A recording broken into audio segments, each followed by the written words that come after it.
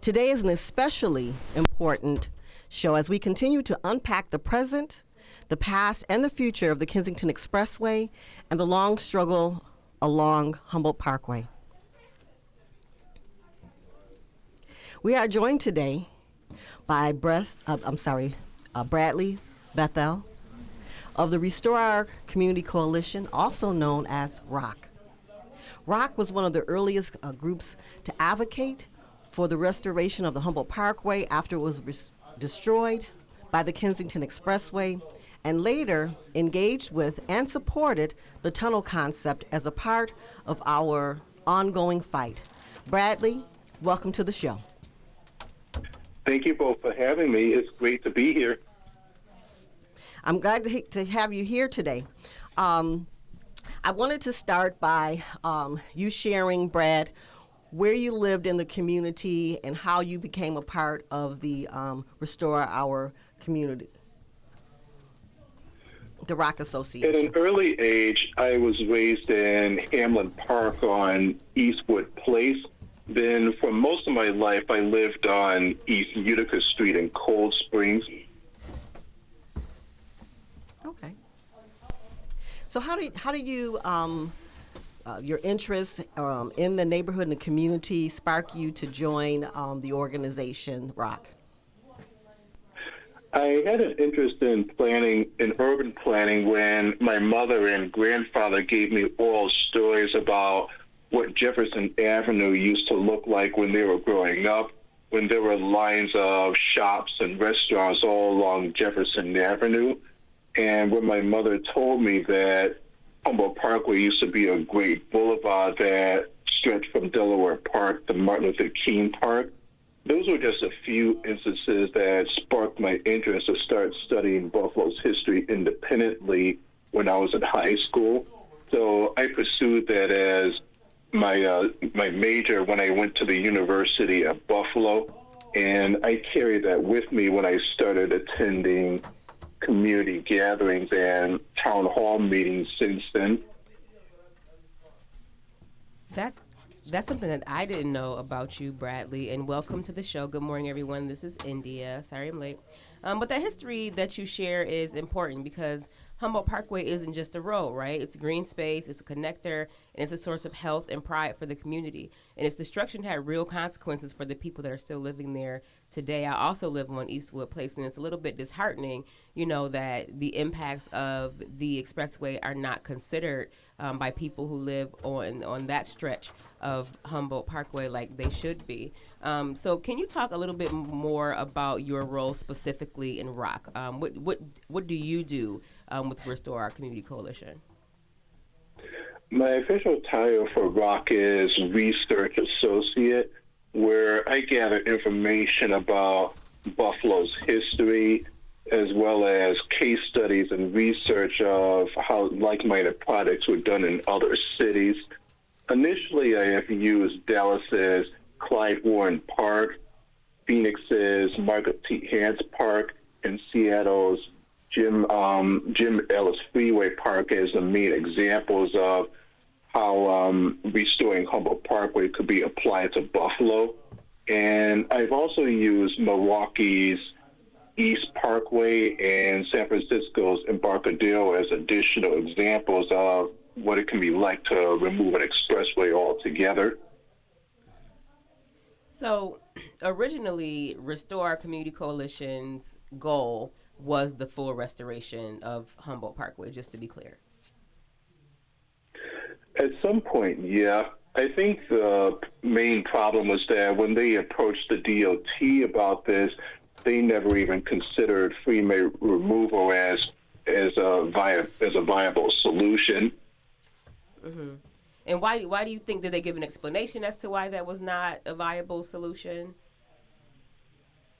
There was never a complete explanation other than the lingering concern about what happens when you disperse freeway traffic within the city grid.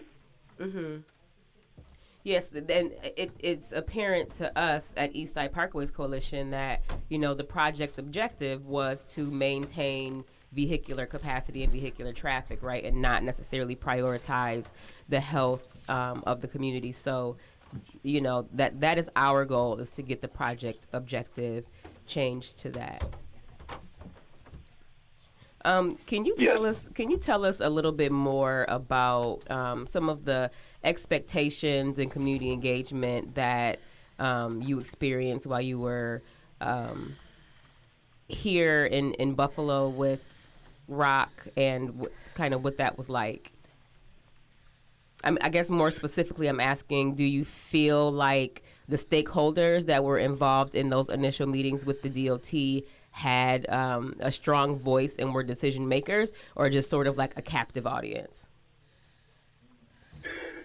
I felt that they were getting to the strong decision-making status when they've aligned with UB's Regional Institute as one of their main resources to establish the economic impact statement to lay out a 30-year plan for economic and environmental restoration for Buffalo's east side. They had always emphasized the point that Buffalo's east side was the main part of the city that was impacted by the presence of the expressway, and you can just look no further than the number of homes that are unoccupied, the number of businesses that left Jefferson and Fillmore Avenues, and just the general separation that you see when you stare down the canyon of the Kensington Expressway from one side of Humboldt Parkway to another. Those are telltale signs of a community that have had it too bad for too long. Mm-hmm.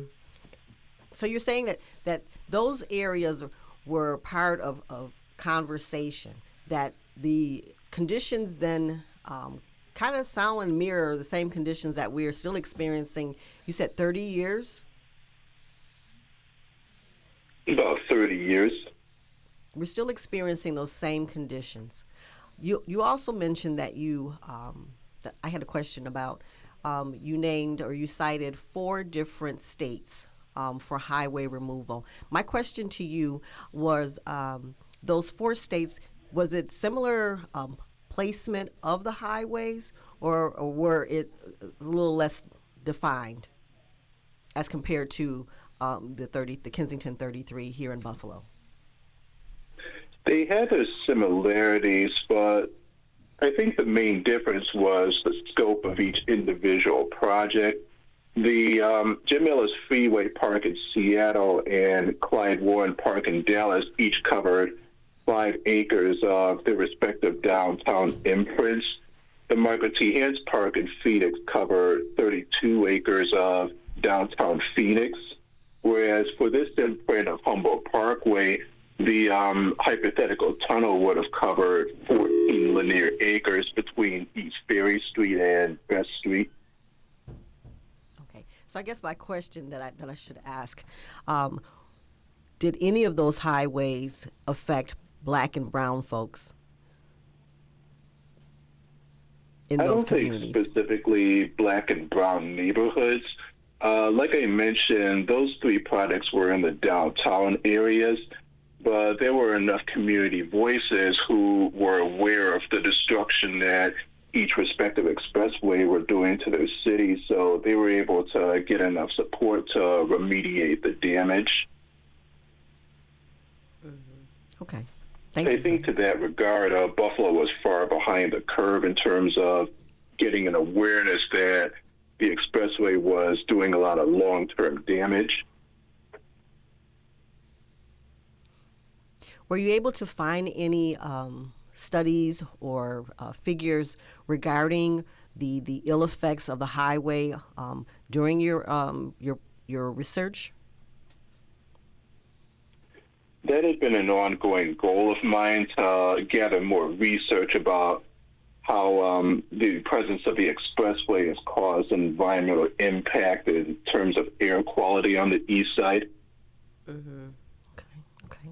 Yeah, there's a saying that if a community gets a cold, the Black community gets the flu, and I think a lot of the research and data that have come from the EPA and even at the state level suggests that the health outcomes are very poor, the air quality is poor, And I think that restoring the parkway is the highest and best use of our resources. And I'm just tired of us being told that we don't deserve the best that we've got. So, now we're back to the drawing board, right, after lawsuits and things like that. And I just want to make it clear, right, that like Eastside Parkway is not here to take anything from anyone, right? We're here as collaborators, as community members, as people who are concerned for the health and the future of our community. So, Bradley, I'm wondering. Yes, I've always seen ESP as collaborators in this project. Yeah, so I want to know from your perspective, where do you see things heading now, right? We've got a fresh slate. I want you to know that the DOT has come with these listening sessions that are spread throughout the community. They are no longer prioritizing folks in the immediate project area or even on the east side as stakeholders. I mean, they're holding meetings in Cheektowaga now and really actively recruiting suburbanites to join these conversations. So I'm just thinking of, what do you think about the future of the project? What are your hopes and dreams? Where do you want to see it go? And what do you think would be the ideal situation versus where we are? I think the proliferation of ESP versus the groundwork that Rock has done over the past decade or so speaks to how a project can evolve over time and awaken a lot of people to facts that they may not have known about their hometown. I'm kind of referring to an instance that Assemblywoman Crystal Peoples Stokes mentioned in the past year about how she was dismissing this as a Johnny-come-late situation. My counter to that is that this is not an instance of people popping up the last minute to derail a project. This is a case where when a project becomes on the forefront for a while, people start gathering facts and information that they may not have known before. And this may include people who may not have been old enough to attend town hall meetings in the past decade or so, or people who moved to Buffalo who are still learning about the city's intricate history.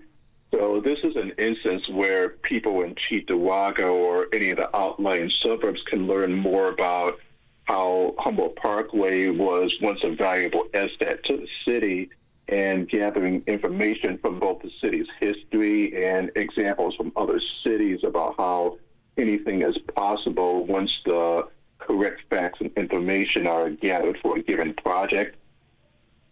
Yeah, I mean, my hope is that the folks from the suburbs who are attending these meetings learn about the history of Humboldt Parkway and all of its glory. And I hope that they also learn that this project is not going to impact their ability to move quickly from the first ring suburbs to downtown. It excludes them entirely, and we're not talking about taking out the entire the entire 33 expressway. We're talking about a very small portion between Sydney and Dodge streets that specifically impacts folks on the east side of Buffalo. Yeah, I think Right. There was a bizarre claim that this was a case where we were trying to take cars away from them. They would have to explain to us how that's even close to possible. Thank you for that. That is so true. I think it's easy to say that groups or even ESP wants to get rid of the 33. I think that in any plan there are several options, and just being transparent. We have moved in technology eons. There's been so many great advances. We know that you can actually control traffic. There are traffic controlling devices. One is called MyoVision, that can move cars and people in cars with great synchronization, and we forget that the 33 literally killed our commercial strips on the east side. There was a time when people would drive the main or the commercial streets I'm talking about Broadway, Jefferson, Genesee, Sycamore, all the way from the suburbs to wherever their destination was downtown. Yeah, I don't even know that we've forgotten. I think that for a lot of people, it's been that way for so long, we just feel like it's normal, right? And we don't have a glory day to return back to. But I look forward to the day that we see revitalization along our commercial corridor. Steve, you had something you wanted to say? Yes, I'm the cameraman here, and I did drive in today from the suburbs, and I got off the 33 at Main Street, so not any of the places that were affected by the Humboldt Parkway. And it took less than 5 minutes extra time for me to get here. And for me, knowing that my not going down that corridor where all the pollution is and not poisoning people was such a gift. And people who think, well, how am I going to get from the suburbs to downtown? Much better and with a much better conscience. Yeah. That part should matter too. Thank you for sharing that, Steve.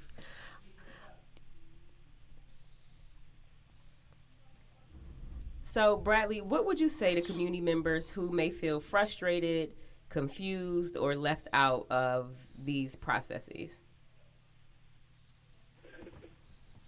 I would say that there is an understandable frustration that this process has taken longer than anticipated. But I would say to them that this is an opportunity to start looking at this from a grassroots approach and start taking another look at city's history to see what worked in the past and how this can be applied to the future.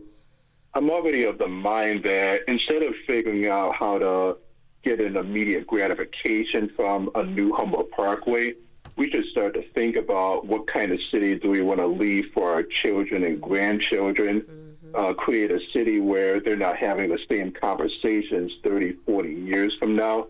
This is an opportunity to create something more sustainable that can help revive part of Buffalo's grand legacy as one of America's most innovative cities. Yeah. I mean, that's what we've been saying here every week for the past, I don't know how many weeks have we been here now? Like, this is not about just this singular project. It's not about us versus them. It's about all of us together. It's about the future of our city and the legacies that we want to leave for our children and our grandchildren. And this is a once in a generation opportunity for us to finally stop being the butt of the joke. We can do something right this time. Exactly. We can stop saying that, Buffalo was 10 to 15 years behind the rest of the nation, and we can be an innovator, and we can be a leader in environmental justice and in economic justice and in racial justice by removing this highway and really being thoughtful about the way in which that happens. This is about how decisions get made with communities, not for them, not on top of them. And I think a lot of the frustration came that it was like, hold on, like, y'all said you were doing this thing and you haven't even spoken to the community. You told us what you were doing and told us that that was the only option, and we know that there are other options. It may not be what you had in mind, but let's at least explore other things that we could do. In that regard, this is my appeal to any elected officials out there who may be listening to this program. They need to decide at this point in time whether they want to grow and adapt with their constituents or whether they want to hold us hostage to a status quo that has become increasingly unsustainable. Tell them again. This is an appeal to any elected officials out there who may be listening to this radio program. You need to decide at this point in time whether you want to grow and adapt with your constituents or if you're just holding us hostage to a status quo that has become increasingly unsustainable. And I can tell you this, the electorate in Buffalo is becoming more educated, is paying more attention. There are folks who are showing up to these meetings, and Queen City Forward, you're welcome, because the people who are in those rooms who are not being paid, most of them have been recruited by Eastside Parkways Coalition. So we've been extending olive branches, we've been doing the work, we've been getting people together, encouraging people to come out, giving people rides to places that are inaccessible, holding each other's hands in the parking lots that y'all didn't shovel. Be friendly with us and welcome us into the process. We are not your adversaries. We are here to help because we have an interest in how this project turns out. Betty, you want to say something? Yeah, I do. This is Betty Jean Grant, and I am doing the Facebook Live on this one. We have Brian Nowak, the supervisor from Cheektowaga, which where the next meeting will be. It will be in Cheektowaga. So for those who want to attend, the meeting is going to be at the Cheektowaga Senior Citizens Center, 3349 Broadway in Cheektowaga, and it's going to be on January 22nd from 5 to 7 p.m. for those who want to attend. Have dinner before you go because they're not like us. They don't have snacks. Yes. And hi, Brian. Hi, Brian. I just wanted to add that no matter where they're having these meetings, we are absolutely asking members of the community to show up. Yes. Share your thoughts. They have probably about 12 placards around the room, each asking questions. We need you to share what you think about the project. It is so important.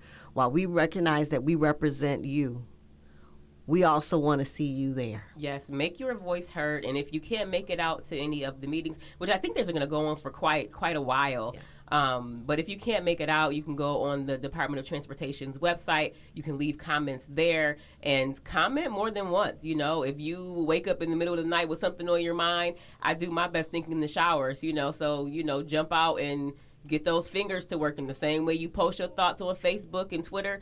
Send them directly to the Department of Transportation so they know how we feel and what we want so that it's undeniable that we cannot be steamrolled in this process. Yes. They have a survey on their website, Queen City Forward survey.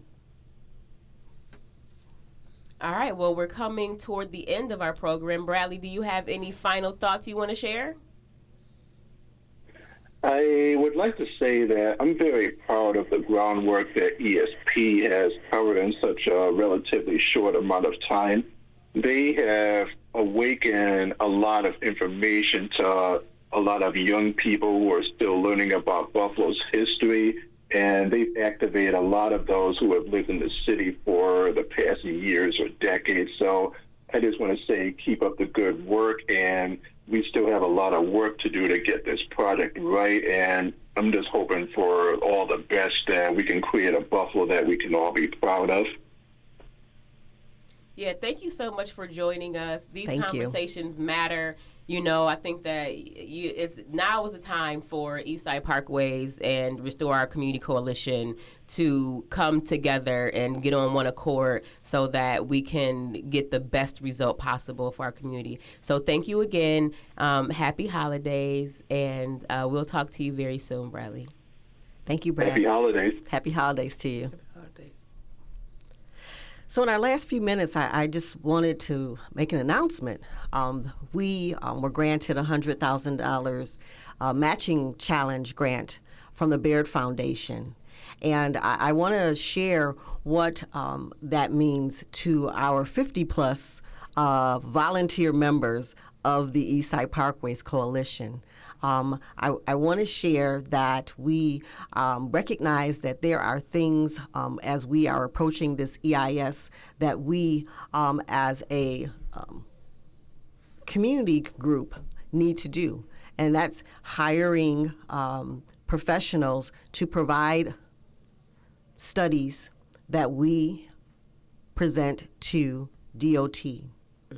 So it's not funding our 50-plus volunteers to be compensated or paid for their volunteer work. Right. No one takes the salary. And I'll also say this, as a person who has raised more than $1 million from more than 2,500 individual donors, don't think that your $5 doesn't count. Right? And when we're talking about $100,000 that's going to be matched, if all you have is $5, give $5. It's end of the year giving. It's tax deductible. Our fiduciary is a 501c3. So if that's your concern. We got our 501c3. Oh, okay. So we have our 501c3. We are a 501c3. So go ahead, break out that checkbook, do your end of the year giving, and know that it's going to fortify our argument to get the best outcome possible in this project, and it's going to good use. It's not going to admin and overhead. We're not paying any salaries. This is going to information that will equip and empower this community to get what we deserve. Can I say something? Because it's been prevalent on radio shows on the weekend that there are consultants from Eastside Parkway's coalition who are getting paid. That we who are African American are being paid as consultant from the Eastside Parkway Coalition. So I want to sit here and say that I know that I'm not getting any money. My daughter Sherry Sherrell's not getting any money. You're not getting any money. I'm not getting any money. You're not getting any money. I wake up in the morning and I do this for free every day because it's important for me. You know, and it's quite and I don't fault anyone who goes out and they do a job to sustain themselves, but I'm just not built like that. You know what I'm saying? I'm a registered nurse and I go and I take care of people to make my money, and things that I do that are concerning things like this is what I do because I want to, and that's why I get to say what I want to say and do what I want to do. Right, and it's really unfortunate we have people who are spreading lies and saying that we're being paid when in fact we are volunteers. Right. I mean, I probably have given more money and resources to Eastside Parkway's coalition than I've ever received. I think I may have got like a slice of pizza or two out of the deal. I do a lot of cooking. We get the pizza. I do a lot of cooking and making sure we have things for children so that parents and adults can come and participate in receiving information. But I just wanted to let people know you can go to our website. Our platform is Zephy, so 100% of your contribution is made to ESP and not to the corporations like GoFundMe and all those things. And so we are gearing up, we are ready, and we are moving. We recognize that we have a short period of time. I believe the EIS will officially start in the fall of 2026, and we want to be able to be there, to be ready, and to have all of the information that we can share to the DOT about why it is important to restore Humboldt Parkway for the community residents, the families, the senior citizens, and our legacy going forward for the next century. That's right. All right. Well, that's our time, and we will see y'all next week. See you next week.